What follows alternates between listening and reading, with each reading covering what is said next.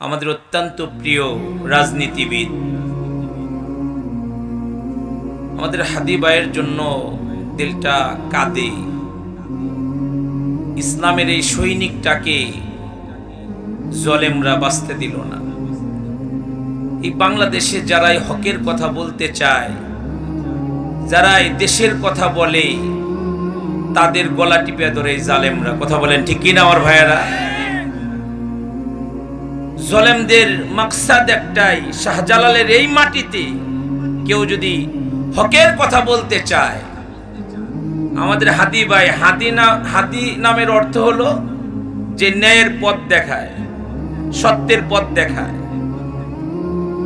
হাদি ভাই এদেশের মানুষকে সত্যের পথ দেখানোর জন্য চেষ্টা করেছে। আপনারা তার বক্তব্য করে শুনলে বুঝতে পারবেন, একজন দেশপ্রেমিক নওজোয়ান তরুণ, তাকে বাঁচতে দিল না জলেমরা। আমরা আমাদের হাদি ভাইয়ের জন্য পরাণ ভরে দোয়া করি, আল্লাহ তাআলা তার কবরটাকে আল্লাহ তাআলা নূরে নূরে মুনাওয়ার করে দিক। বলো না আমিন। জান্নাতের সর্বোচ্চ জায়গায় আল্লাহ তাআলা তাকে স্থান করে দিক। আমিন বলেন না সবাই? ডক্টর ইউনূস সরকারকে দেশের আলেমরা যেই পরিমাণের দোয়া তাকে তোহফা দিয়েছে, হাদিয়া দিয়েছে, দুঃখ লাগে। এদেশের মানুষ তার নাম মানুষের কলিজার মধ্যে লিখে রাখত, কিন্তু এই যা করলো, বাংলাদেশের প্রশাসন কি এত দুর্বল?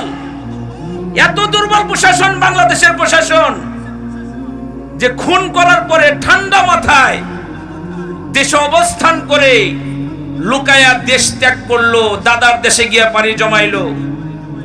কি দুর্বল প্রশাসন এই জলেমদেরকে গ্রেফতার করতে পারলো না। এখন তারা চোখে তেল দিয়া কান্দে। আমাদের হাদি ভাইয়ের বিবির জিম্মাদারি নেয়, বাচ্চার জিম্মাদারি নেয়। আরে বেটা, জিম্মাদারি নিয়ে কি হবে? এরকম হাদি বছরে বছরে আসে না, যুগে যুগে আসে না, হাজার বছরে একবার আসে। কথা বলেন ঠিক কিনা আমার ভাইয়েরা?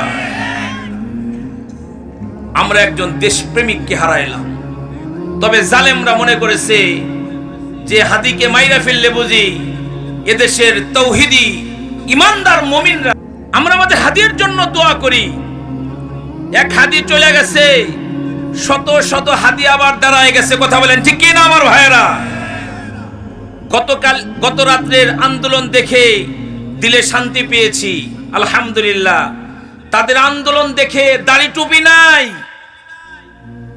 স্কুল কলেজের ছাত্ররা দাড়ি টুপি নাই, কিন্তু গতকালকে রাতের আন্দোলন দেখে মনে হয়েছে আগামীর দেশ ইসলামের দেশ। কথা বলেন ঠিক কিনা আমার ভাইয়েরা?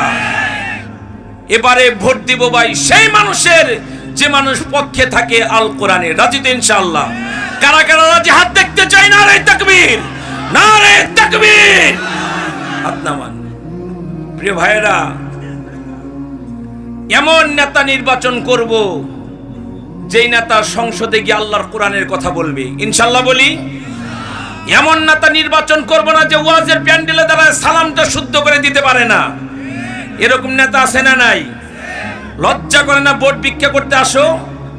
ভোটের পরে আর তোমাদের খোঁজ খবর পাওয়া যায় না। ভোট দিব এমন মানুষকে যেই মানুষ সুখে দুঃখে তার ভোটারের পাশে থাকে। কথা বলেন ঠিক কিনা আমার ভাইয়েরা? কোরআনের কথা বলে, কোরআনের আইন চায়, কোরআন দিয়ে দেশ পরিচালনা করতে চায়। যারা এই সমস্ত স্বপ্ন লালন করে, আমরা তাদেরকে সংসদে পাঠাবো। জুড়ে বলি ইনশাআল্লাহ। 500-1000 টাকা দিয়ে ভোট বিক্রি করব না, মনে থাকবেন ইনশাআল্লাহ। আগামীর দেশ ইসলামের দেশ ইনশাআল্লাহ। আল্লাহ তাআলা আমাদেরকে প্রস্তুত থাকার তৌফিক দান করেন। বলেন আমিন। আরো জোরে বলতে হবে আমিন।